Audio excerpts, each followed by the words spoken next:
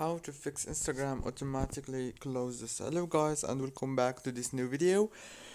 I'm gonna show you how to fix this problem easily and fast. So all what you have to do is very easy. Just open the settings on your phone and then scroll all the way to the apps manager page on the settings and then go to the apps manager. Now here on this page you will find all the apps that you have on your phone. Just wait a few seconds and then scroll until you find Instagram. When you find it, click on it like this. Now right here, all what you have to do is click on force stop and then go down to the notifications management. Make sure that all the notifications are enabled like this.